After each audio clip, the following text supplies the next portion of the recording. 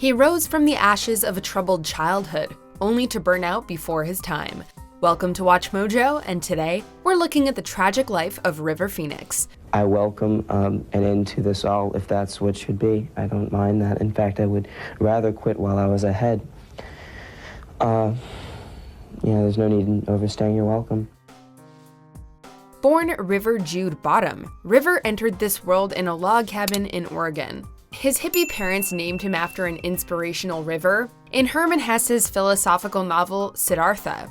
Jude came from the Beatles song. 4 siblings would follow, each with their own unique name: Rain, Joaquin, Liberty, and Summer. But by all accounts, their upbringing was extremely difficult.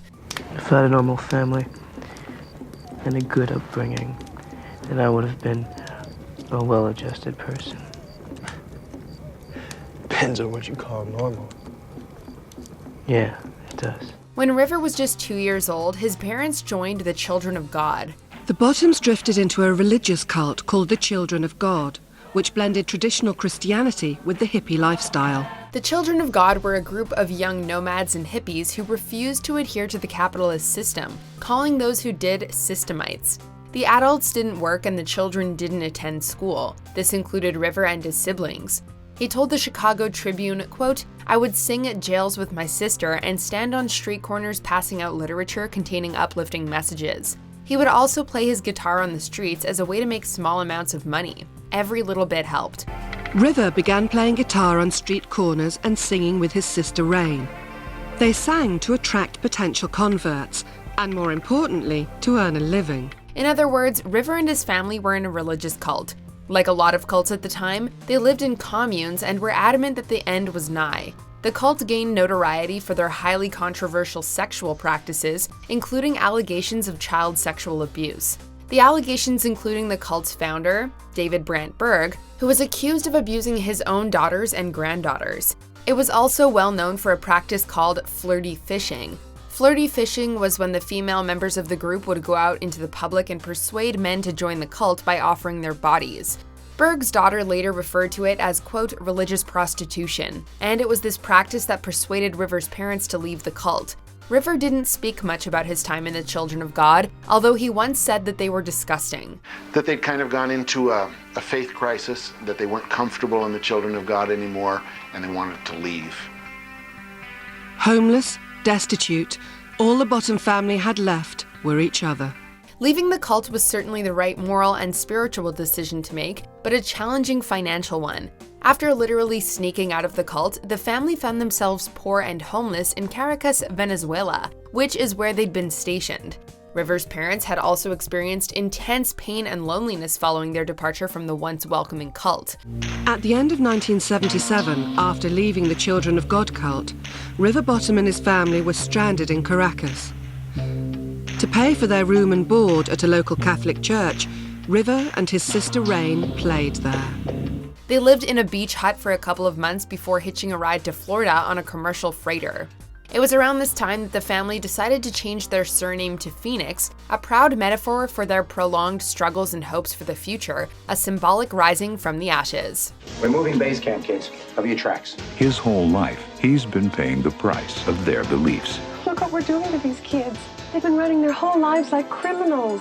You can't keep running away from something that you had nothing to do with. You deserve your own chance. And it seemed to work, because life did get better back in the States. River remembers rich children giving them their old clothes, and he and his sister began winning local talent contests. We'd come out to Los Angeles to make it, and at the time I was 9 years old and my sister was 7, and we wanted to be recording artists, which was a bit far-fetched, I suppose. Word of their accomplishments eventually made the papers, and these papers made their way to Paramount Pictures in Hollywood. They contacted the Phoenix family and told them to drop by sometime. So Phoenix's parents threw them all in a station wagon and made their way out to Hollywood. Did you hear what I said? Right. Run back, Mr. Havelock, the sheriff. What are you gonna do? Think of something.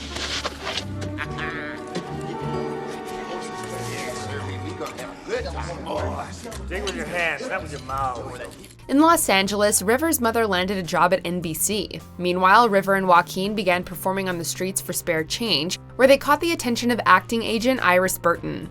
Burton was enamored with the children and their talents and signed them on as clients. Then later on, we got into commercials for financial reasons, and acting became an attractive concept, so we pursued it. River soon landed work in commercials and other small-time gigs, including the short-lived CBS musical 7 Brides for 7 Brothers and numerous made-for-TV movies. Dreaming visions at night of the life they planned. 7 brothers, bold and strong. His big break came in 1986 when he was cast in the critically acclaimed Stand By Me. It's the way that people think of my family in this town. It's the way they think of me. I'm just one of those low-life Chambers kids. That's not true. Oh, it is. No one even asked me if I took the milk money that time. I just got a 3-day vacation.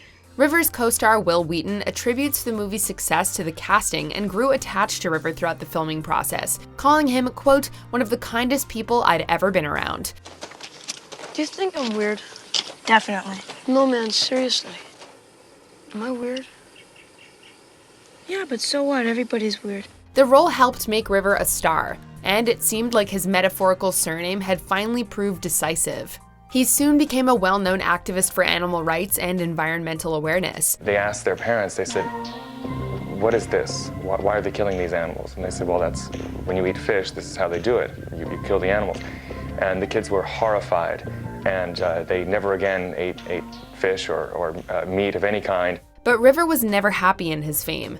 After his death, River's mother told Esquire, quote, he became more and more uncomfortable being the poster boy for all good things. He often said he wished he could just be anonymous, but he never was. I think there's a lot of pressure in Hollywood, there's a lot of pressure to do, to be a lot of things that maybe he wasn't. His financial success also proved to be a burden, and he began taking on a more paternal role in the family. His father had struggled with alcoholism, and with River being the eldest and most successful child, he felt it was his duty to provide for his family. River was the leader of a kind of a merry band of feral children. It was his idea to perform on the streets to get money to send the kids to school. He was the one that led the family into vegetarianism. His girlfriend, fellow actor Samantha Mathis, recounted to The Guardian something that River had once said to her. In their last year together, River told her, quote, I just have to make one more movie to put away enough money so my youngest sister can go to college. It's a statement that perfectly captures River's generosity and maturity. Unfortunately, River would pass away in the early morning of October 31st, 1993 at just 23 years old. While there are different accounts of what happened, what we do know is that River died from a dangerous concoction of cocaine and heroin, often called a speedball. The autopsy report claims that there were no drugs in his nasal passages or needle tracks on his body, and the conclusion seemed to be that River had swallowed the concoction as a drink. It also claims that he had 8 times the lethal dosage in his bloodstream. This aligns with stories concerning the night in question. River had gone to the Viper Room, a Hollywood club owned by Johnny Depp, with Red Hot Chili Peppers guitarist John Frusciante. Director William Richard claims that Samantha Mathis told him that Frusciante gave River a cup and told him to drink it, promising that he'd feel fabulous. It's possible that the content was meant to be sipped and shared, but told to drink it, River downed the whole cup. God knows how many of us would have drunk something in that state on a night off from a difficult time. But nobody stopped him, really, and nobody helped him, and nobody said, River, get in the car, it's time to go home. After doing so, he shook and fell down, and was later seen stumbling around the bar. Musician Bob Forrest recalls that River approached him in the bar, tapped him on the shoulder, and told him that he was overdosing. Good evening. Eugene, please come in, sit down and make yourself comfortable. I'm afraid I can't do that. I'm terribly upset. Nothing went right tonight.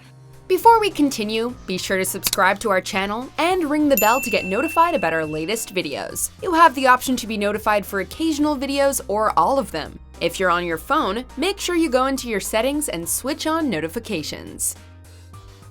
Frusciante reportedly secluded himself following River's death, frightened that he'd be arrested.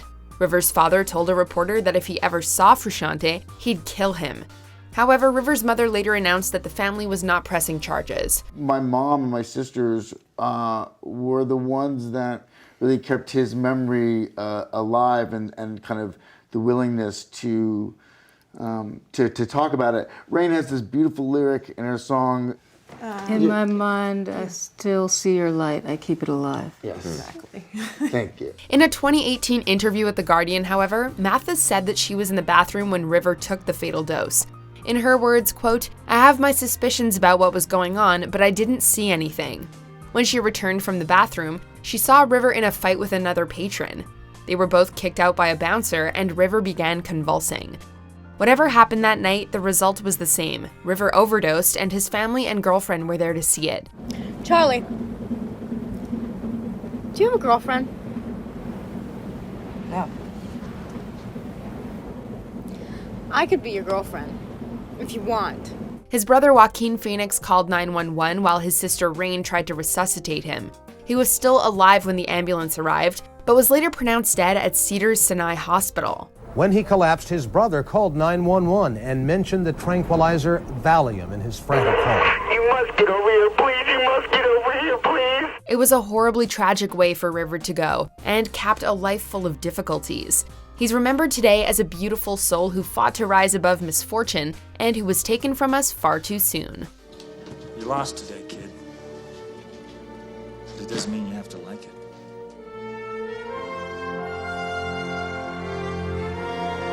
Do you agree with our picks? Check out this other recent clip from WatchMojo, and be sure to subscribe and ring the bell to be notified about our latest videos.